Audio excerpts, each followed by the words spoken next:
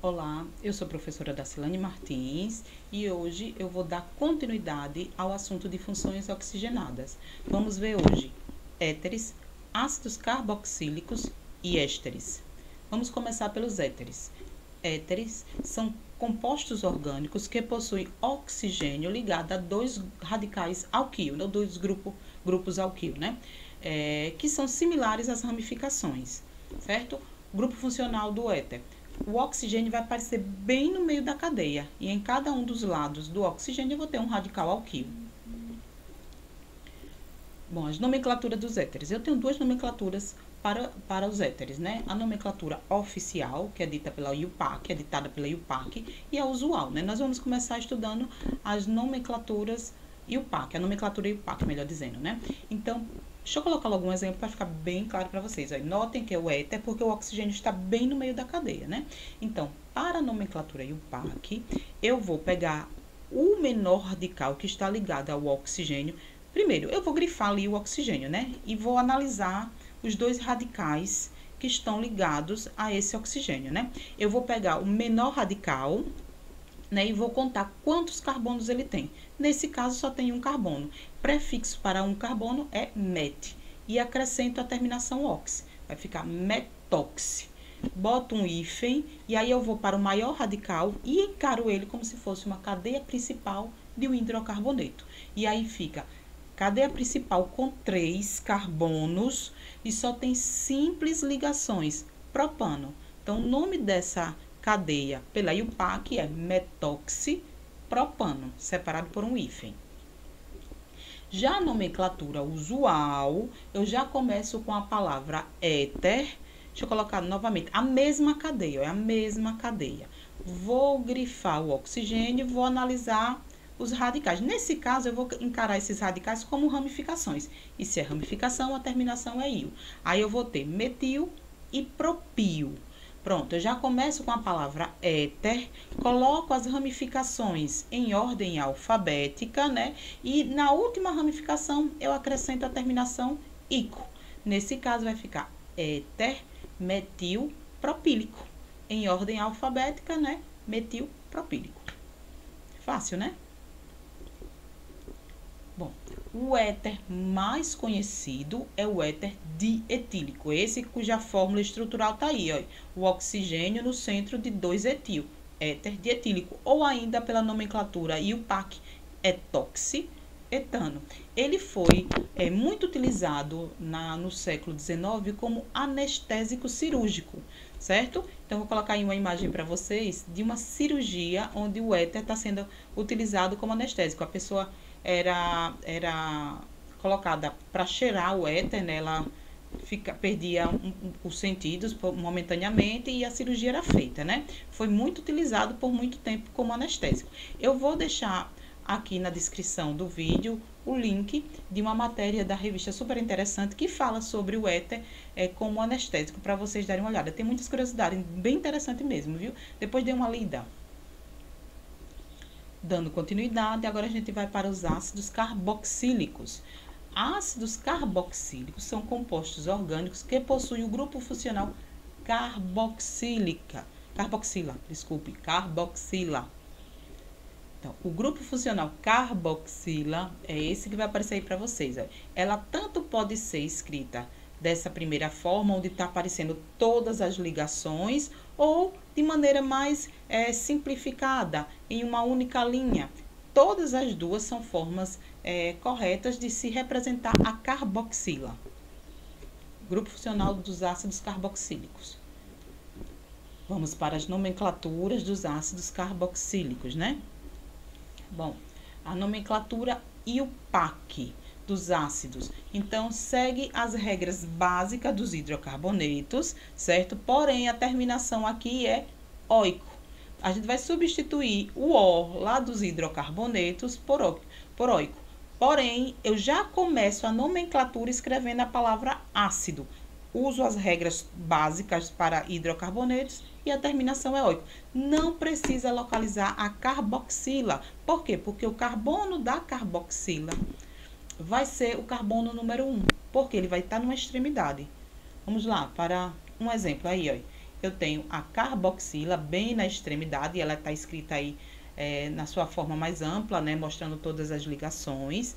Eu vou pegar a cadeia principal, que é a mais longa, contendo o carbono da carboxila, certo? Vou numerar sempre o carbono da carboxila, vai ser o carbono número 1, numerei a cadeia principal, e agora eu vou dar nome, olha só. Eu tenho duas ramificações, né? Então, no carbono 2 eu tenho etil, no carbono 3 eu tenho etil. Já começo com a palavra ácido. Ácido, 2-etil, 3-metil, como a cadeia principal tem 7, heptanoico. Não precisa localizar a carboxila. Você tem a obrigação de saber que o carbono da carboxila é o 1, ok? Bem fácil, né?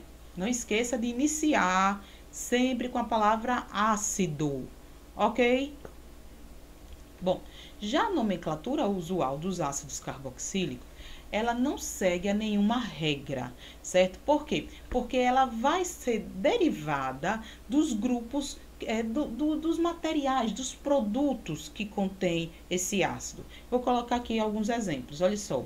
Os exemplos mais comuns a cair pelo Enem e pelas provas de vestibulares por aí, né? Eu tenho o ácido fórmico, que é esse pequenininho que só tem um carbono, né?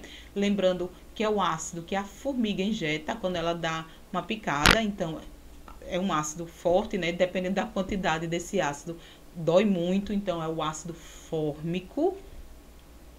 Eu tenho o ácido acético, que tem 2 carbonos. Olha, notem que a carboxila aí está escrita de maneira reduzida, viu? Nesses exemplos. Então, o ácido acético, que é o ácido que tem no vinagre, né? O nome, a palavra acético é derivada do latim, vem de acetum, que é azedo, né? E também um outro nome para o vinagre em latim, né? E o último aí é a manteiga, certo? Que é o ácido butírico. Ah, professora, então o ácido butírico é o ácido da manteiga? Não, é o ácido da manteiga rançosa. Aquele líquido quando a manteiga meio que estraga, fica em cima assim da manteiga. Não é quando ela derrete, quando estraga, um líquido esbranquiçado. Pronto, aquele líquido é rico em ácido butírico. Como manteiga em inglês é butter, né? Então, aí ficou ácido butírico, porque deriva da palavra manteiga em inglês. Então, esses três são os mais comuns. Ésteres. Ésteres são compostos formados pela troca do hidrogênio da carboxila por um grupo alquil. Aí eu tenho o grupo funcional, olha só. É bem parecido com a carboxila, só que eu tirei o hidrogênio da carboxila e vou colocar uma ramificação.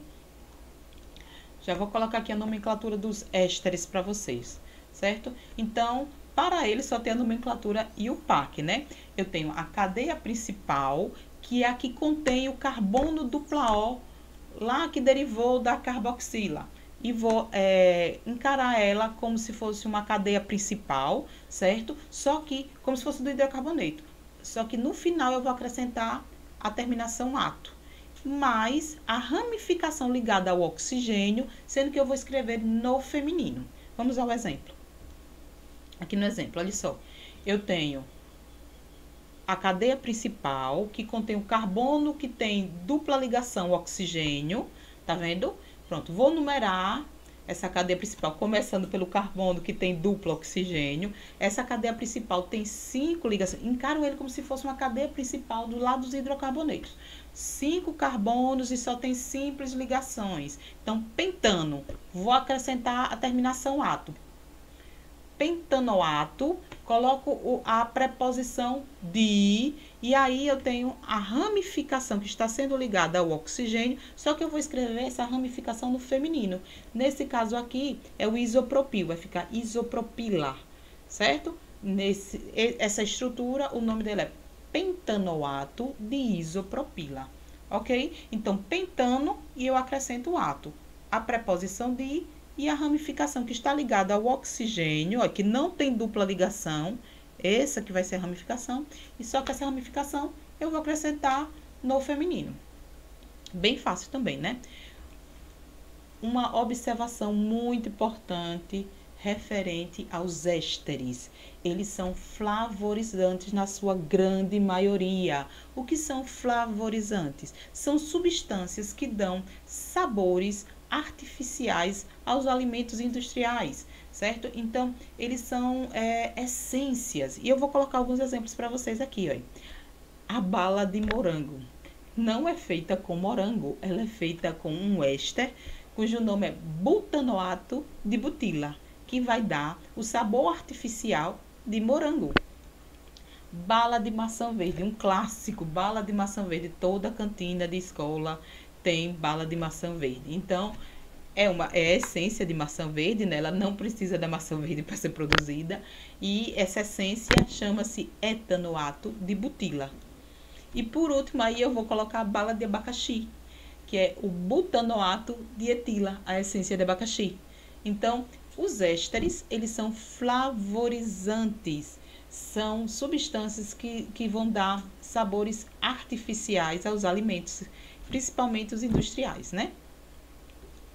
Bom, nossa aula vai ficar por aqui. Eu espero que vocês tenham gostado dessa aula, né? Que tenham entendido o principal de tudo. E eu vou acabar com uma frase de Leonardo da Vinci. Aprender é a única coisa que a mente nunca se cansa, nunca tem medo e nunca se arrepende. Tome pra si essa frase, viu? E eu vou ficando por aqui. Tchauzinho.